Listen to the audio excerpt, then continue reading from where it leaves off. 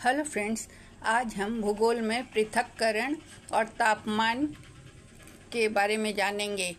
ये दोनों पृथक्करण और तापमान महत्वपूर्ण कारक होते हैं जो पर्यावरण और मानव बस्तियों को आकार देते हैं। पृथक्करण, जिसे आइसोलेशन भी कहा जाता है, इसका मतलब होता है कि एक स्थान का दूसरे से रूप में मतलब भौगोलिक रूप से अलग या दूर होना होता है, जो प्रायः प्राकृतिक बाधाओं या दूरी का कारण होता है।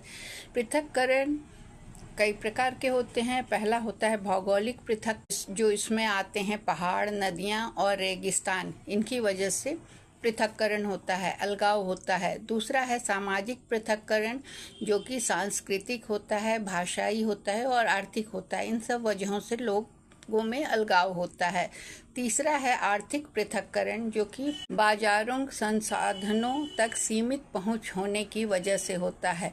पृथक्करण के कारण क्या होता है कि सीमित पहुंच होती है, आर्थिक विकास में कमी होती है और सांस्कृतिक संरक्षण अद्वितीय हो जाता है, क्योंकि उस पर कोई किसी का हस्तक्षेप नहीं होता है। पर्यावरणीय संरक्षण, इसे हम एक उदाहरण से समझते हैं कि हिमालय क्षेत्र का पृथक्करण पारंपरिक तिब्बती संस्कृति को संरक्षित करता है। अमेज़न का जो वर्षा वन है, उसका पृथक्करण जैव विविधता को बनाए रखता है। मैडागास्कर द्वीप में जो राष्ट्र का पृथक्करण है, वह अद्वितीय पौधों और जानवरों को जन्म देता है। फिर आते हैं हम तापमान पर, जिसे टेम्परेचर भी कहा जाता है। तापमान किसी क्षेत्रों में गर्मी और ठंड की माप है, जो जलवायु, वनस्पति और मानव गतिविधियों को प्रभावित करता है।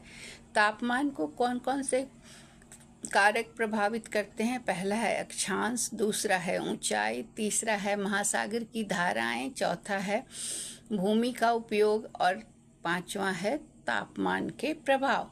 इन सब वजहों से तापमान प्रभावित होता है और अलग अलग होता है। जलवायु क्षेत्र अलग अलग होते हैं। तो जलवायु क्षेत्र में आते हैं उष्णकटिबंधीय क्षेत्र, समशीतोष्ण क्षेत्र और ध्रुवीय क्षेत्र। कृषि पैटर्न इस टेम्परेचर के आधार पर होता है, फसलों का चयन और उत्पादन। मानव बस्ती के पैटर्न जो हैं शहरीकरण या प्रवास, ये भी तापमान से प्रभावित होते हैं। पारिस्थितिकी तंत्र की विविधता, इसे हम एक उदाहरण से समझते हैं।